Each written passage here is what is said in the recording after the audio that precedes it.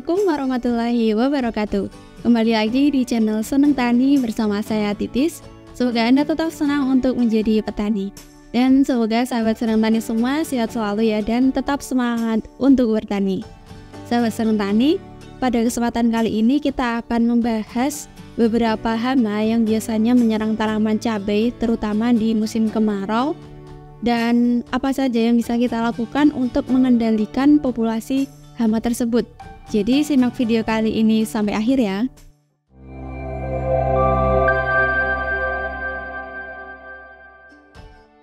Oke, sahabat Seneng Tani semua, seperti yang sudah kita ketahui bersama bahwa biasanya kendala yang terjadi saat kita menanam cabai di musim kemarau adalah serangan hama.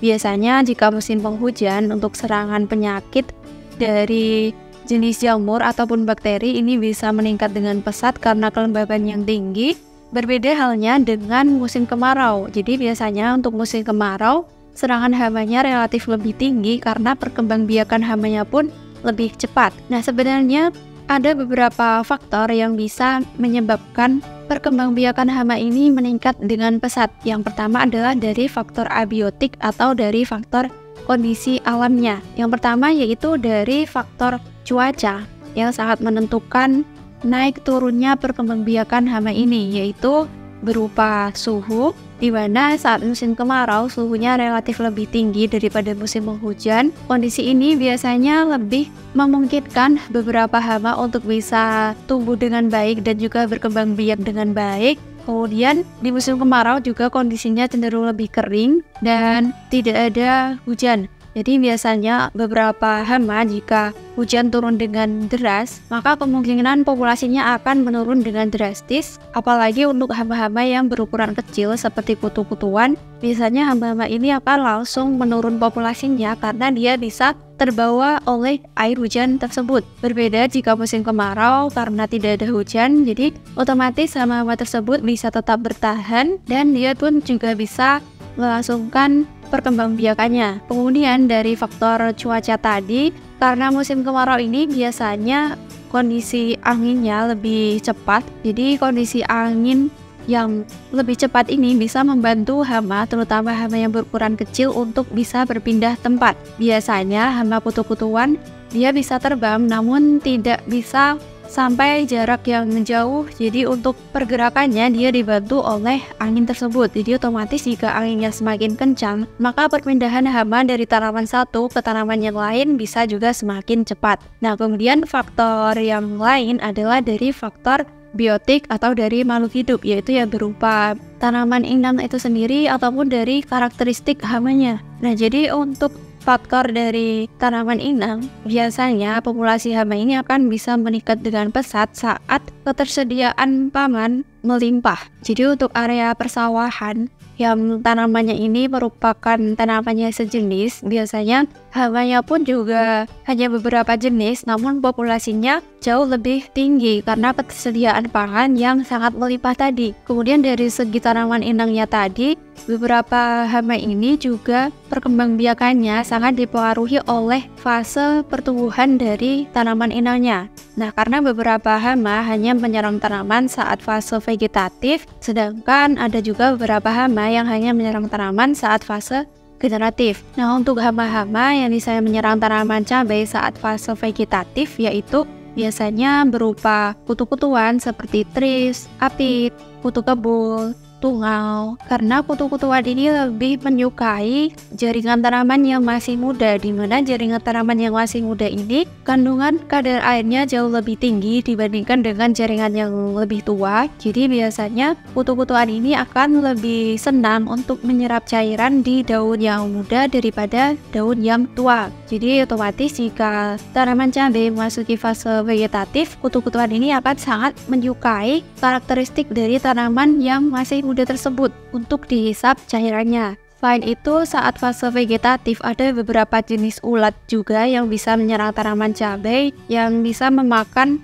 batang maupun daun yang masih muda, seperti ulat dari genus Helicoverpa yang dia selain bisa menyerang buah, dia juga bisa menyerang daun maupun batang yang masih muda. Sedangkan hama yang biasanya menyerang tanaman cabai saat fase generatif yaitu lalat buah ataupun ulat. Nah, karena lalat buah ini tentunya dia hanya menyerang buahnya, jadi otomatis populasi hama lalat buah ini bisa meningkat dengan pesat saat tanaman mulai memasuki fase generatif. Dan ada juga beberapa jenis ulat yang hanya menyerang buah dari tanaman cabai, dan biasanya kondisi tanaman ini juga akan sangat berpengaruh terhadap populasi dari hama yang menyerang cabai tersebut.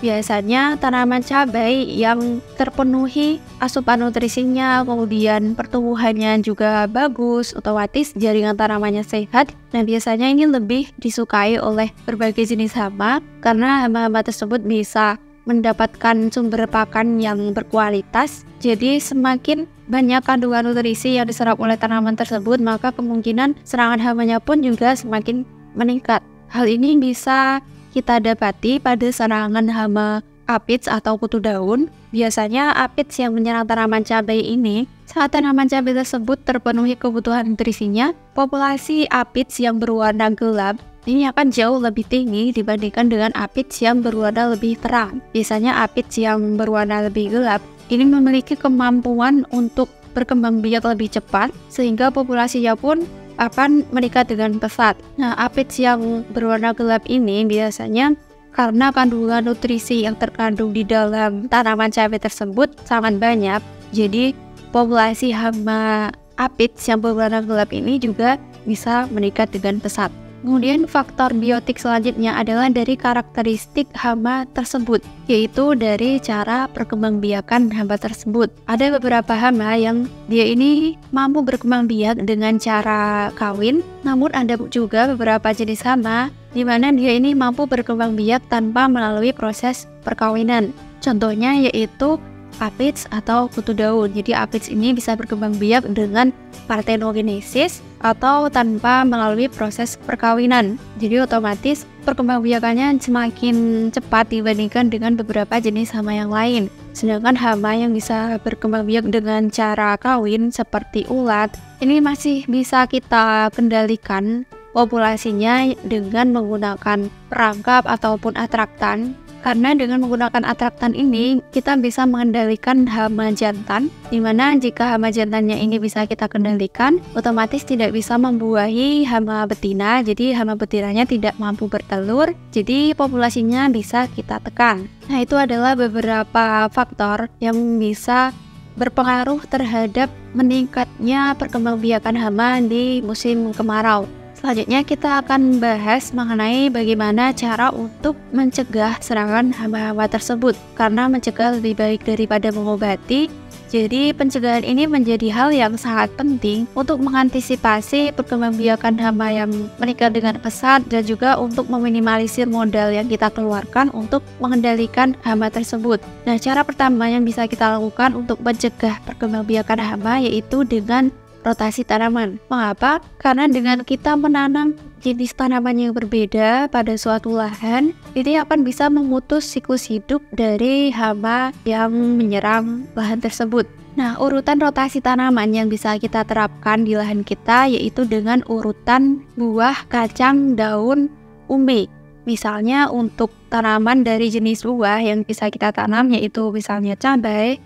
Kemudian dari jenis kacang-kacangan kita bisa menanam kacang tanah, kemudian dari jenis daun kita bisa menanam berbagai jenis sayuran seperti sawi, kemudian dari jenis umbi kita bisa menanam seperti kentang, kemudian ubi jalar ataupun singkong.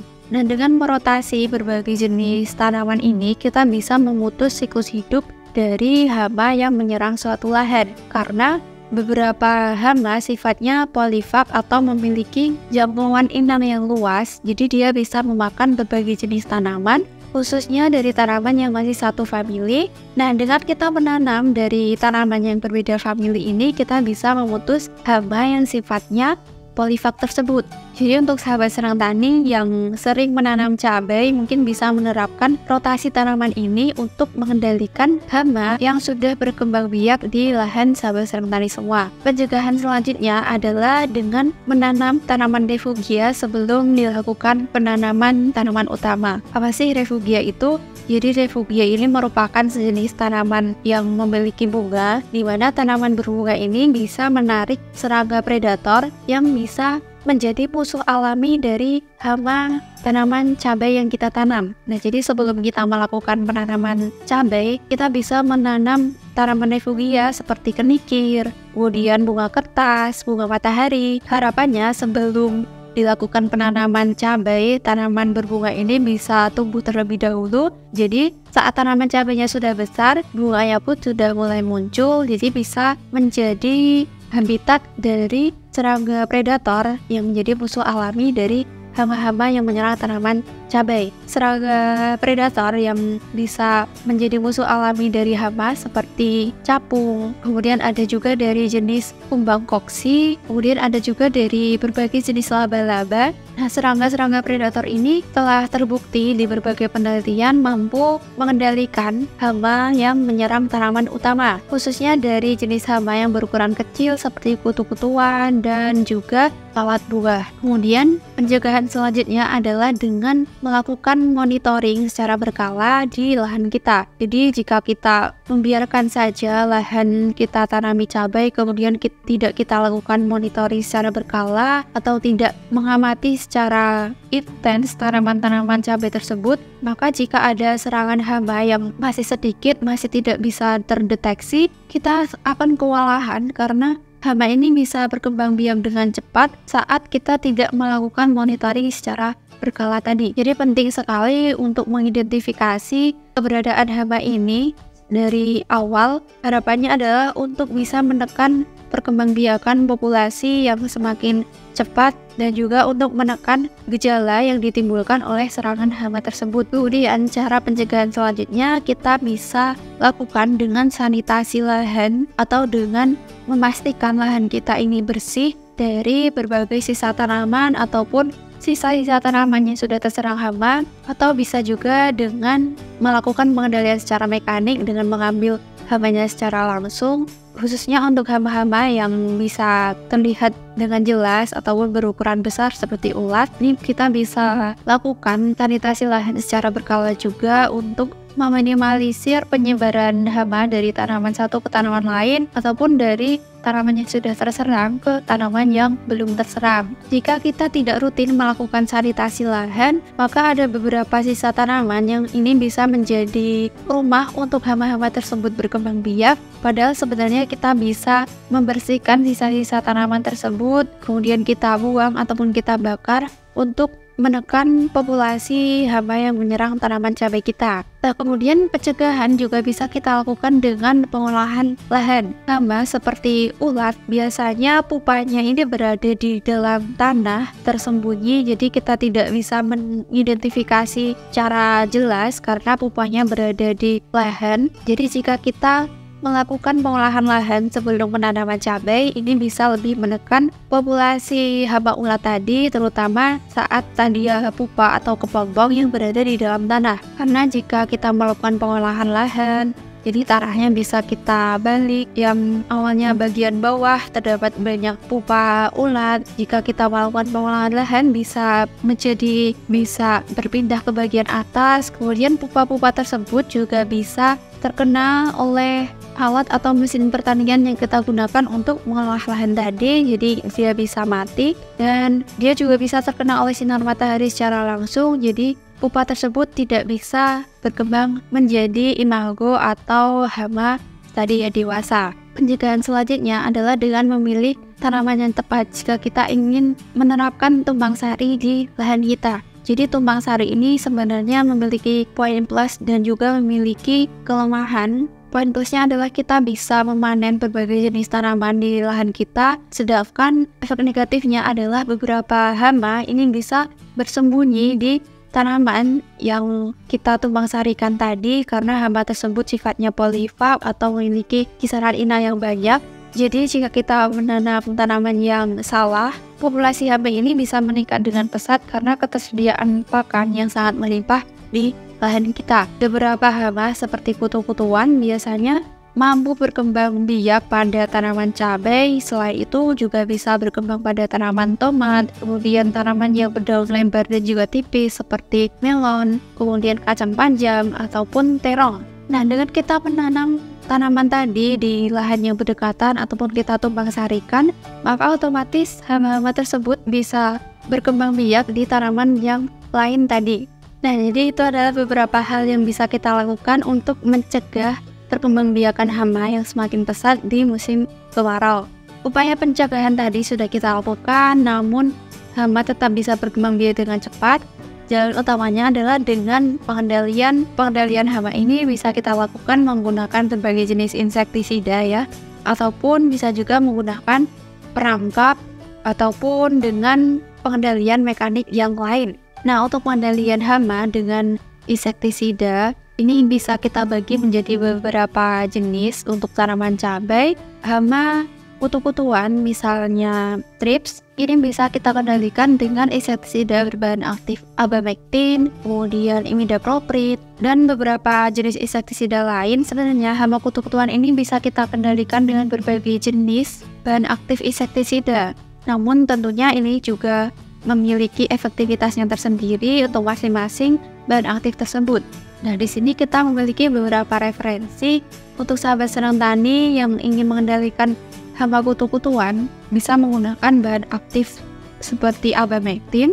Contohnya yaitu di sini ada Triton Plus 36 EC dengan bahan aktif abamectin 36 gram per liter.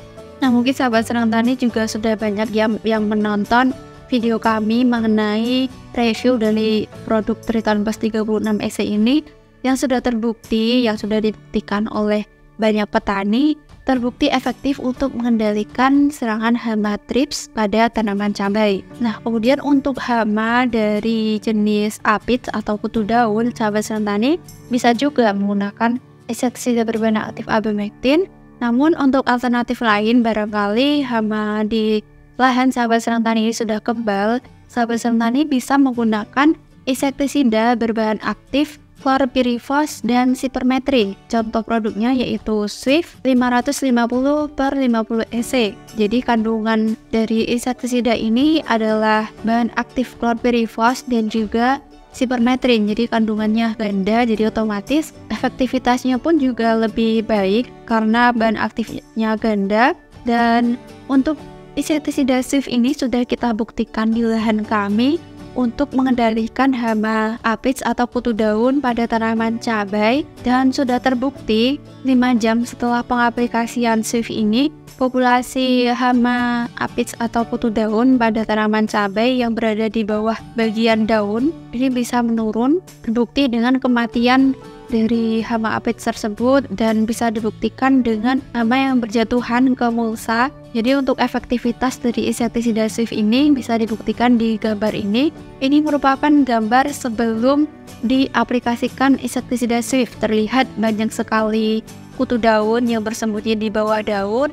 Kemudian 5 jam setelah kita semprotkan dengan Swift ini, bisa dilihat populasi kutu daun yang berada di bawah daun ini semakin berkurang. Kemudian kutu daun pun banyak yang berjatuhan ke mulsa. Nah, ini merupakan salah satu insektisida yang bisa sahabat senang tani semua gunakan sebagai alternatif untuk mengendalikan hama kutu daun. Apalagi hama kutu daun ini sangat merajalela di musim kemarau, terutama pada tanaman cabai, di mana biasanya gejala yang ditimbulkan dari hama kutu daun ini sangat mencolok ya, yaitu adanya embun jelaga atau berupa jamur berwarna kehitam-hitaman yang berada di permukaan daun. Nah, embun jelaga ini merupakan jamur yang berkembang biak akibat kotoran yang dikeluarkan oleh aphids atau kutu daun, di mana embun jelaga ini bisa menghambat fotosintesis pada daun karena dia menutupi permukaan daun. Kemudian sebelum kami kelupaan tadi, untuk serangan hama thrips, untuk gejalanya ini yaitu berupa daun yang menggulung ke atas, kemudian daun yang semakin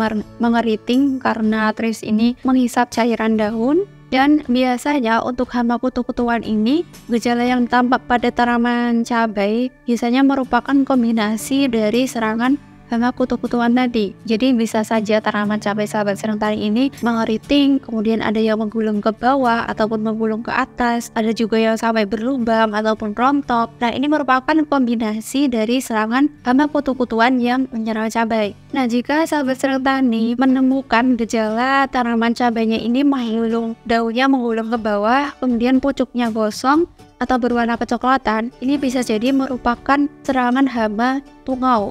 Jadi biasanya pile thrips daunnya ini menggulung ke atas, sedangkan tungau daunnya ini menggulung ke bawah, kemudian pucuknya biasanya menghitam atau gosong, dan untuk serangan parah bisa menyebabkan daun sampai berlubang dan rontok. Nah, untuk tungau kita bisa mengendalikan dengan akarisida berbahan aktif piridaben, contohnya yaitu Nomit 140 EC ini. Namun selain Nomit, sahabat Sarang Tani juga bisa menggunakan insektisida berbahan aktif abamectin seperti Triton, karena dari tungau tersebut bisa mati dengan berbagai bahan aktif yang bisa kita aplikasikan untuk mengendalikan thrips ataupun kutu daun. Nah, jadi jika mungkin sahabat Sarang Tani menghadapi kendala serangan tungau, sahabat Sarang Tani selain bisa menggunakan akarisida berbahan aktif piridaben, sahabat Sarang Tani bisa juga menggunakan insektisida berbahan aktif abamectin ataupun imidacloprid. Nah, untuk insektisida berbahan aktif imidacloprid di sini kami ada contoh yaitu Narador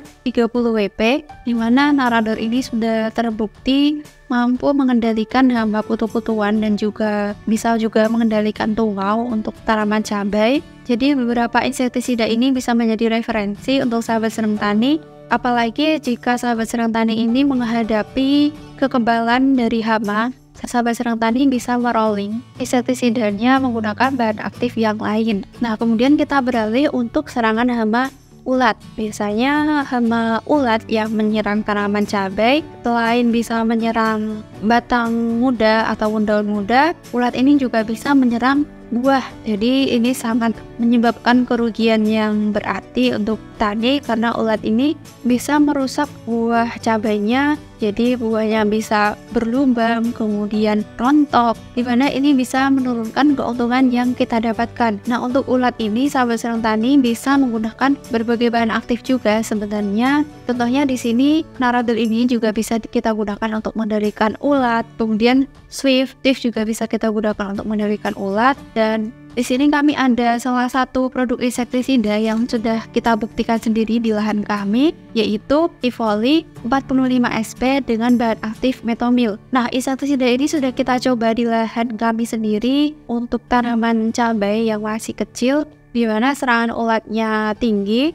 Kemudian 4 jam setelah kita semprotkan dengan insektisida Tivoli ini, ulatnya bisa mati dan berjatuhan. Keunggulan dari produk Tivoli ini bisa dilihat di gambar berikut. Jadi ini merupakan gambar sebelum diaplikasikan insektisida Tivoli. Terlihat serangan ulat yang cukup parah ya, karena ulatnya berukuran besar, menyerang tanaman yang masih kecil, daunnya masih kecil namun sudah terserang oleh ulat. Nah, kemudian ini merupakan gambar setelah diaplikasikan insektisida Tivoli. Jadi 4 jam setelah penyemprotan Tivoli sudah terbukti mampu mematikan hama ulat, terbukti dengan hama ulat yang sudah mati dan berjatuhan ke bawah.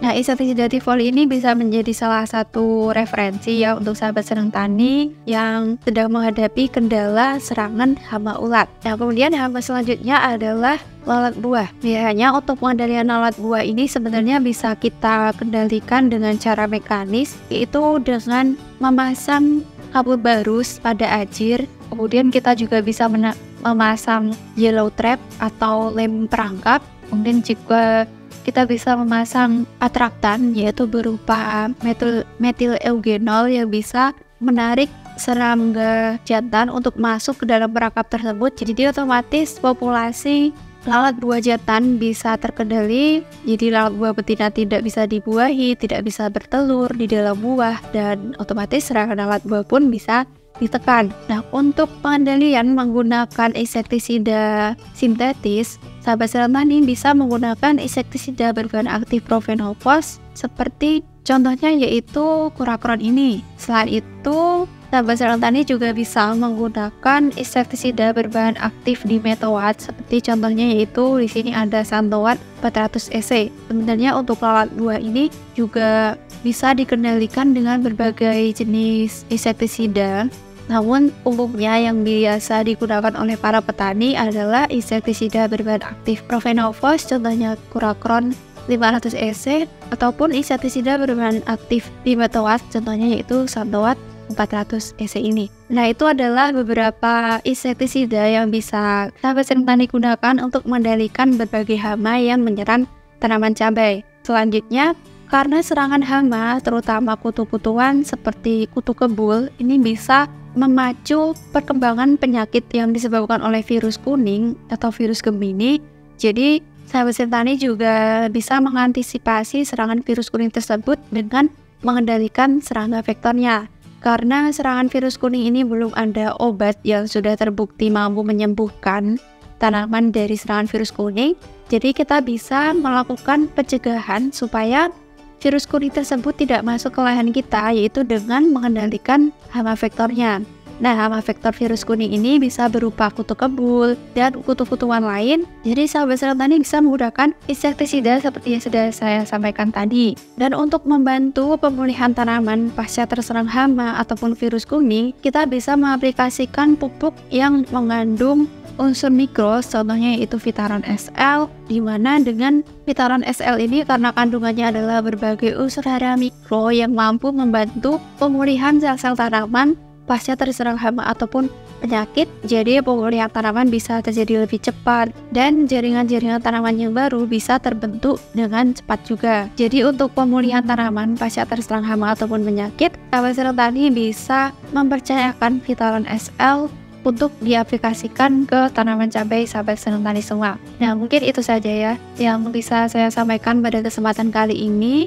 Dari apa yang sudah saya sampaikan tadi, mungkin akan coba saya simpulkan bahwa kendala yang biasanya kita hadapi saat menanam cabai di musim kemarau adalah serangan hama, karena populasi hama bisa meningkat dengan pesat saat musim kemarau. Jadi kita harus mengantisipasinya melalui upaya pencegahan maupun pengendalian saat sudah terserang hama. Upaya pencegahan hama bisa kita lakukan dengan pengolahan lahan, rotasi tanaman, kemudian menanam tanaman refugia, dan memilih tanaman yang tepat jika kita ingin menumpang sarikan tanaman cabai kita, dan juga melakukan monitoring dan sanitasi lahan secara berkala. Kemudian jika upaya pencegahan sudah kita lakukan namun populasi hama tetap meningkat dan serangan hamanya pun cukup tinggi, kita bisa menggunakan insektisida untuk mengendalikan hama tersebut.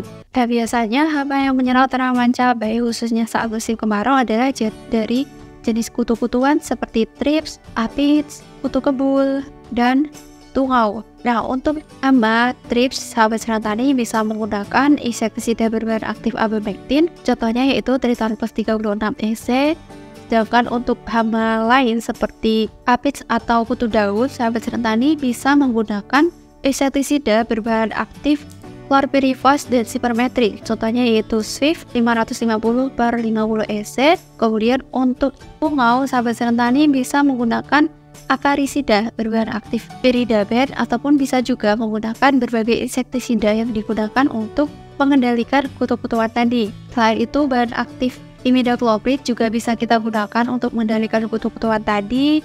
Dan untuk hama ulat, sahabat serang tani bisa menggunakan insektisida berbahan aktif metobil seperti tifoli ini. Sedangkan untuk lalat buah, sahabat serang tani bisa menggunakan insektisida berbahan aktif Profenofos, contohnya Kuracron ataupun dimetoat, contohnya Santoat. Nah, beberapa produk yang kita rekomendasikan saat ini merupakan produk-produk yang sudah kita buktikan sendiri keunggulannya, dan ini bisa menjadi salah satu referensi untuk sahabat serang tani barangkali ingin mengganti bahan aktif yang biasanya digunakan untuk mencegah kekebalan pada hama yang menyerang lahan cabai sahabat serang tani semua. Kemudian untuk membantu pemulihan tanaman pasca terserang hama ataupun penyakit, khususnya karena pada musim kemarau serangan virus kuning juga sangat tinggi, sahabat serang tani bisa mengaplikasikan pupuk Vitaron SL yang mengandung berbagai macam unsur hara mikro yang bisa membantu regenerasi sel supaya berlangsung lebih cepat. Jadi pemulihan jaringan tanaman juga bisa berlangsung lebih cepat dan pertumbuhan tanaman pun bisa berlanjut dan juga bisa tetap menghasilkan buah yang optimal. Mungkin itu saja yang bisa saya sampaikan pada kesempatan kali ini. Semoga bermanfaat untuk sahabat senang tani semua, dan jika dirasa bermanfaat, silahkan untuk di-share ke teman-teman yang lain. Jangan lupa like, komen, dan subscribe supaya tidak ketinggalan informasi dari kami selanjutnya. Terima kasih sudah menyaksikan video kami. Sampai jumpa di video-video kami selanjutnya. Tetap semangat, jaga kesehatan, dan jangan lupa untuk selalu bersyukur. Wassalamualaikum warahmatullahi wabarakatuh.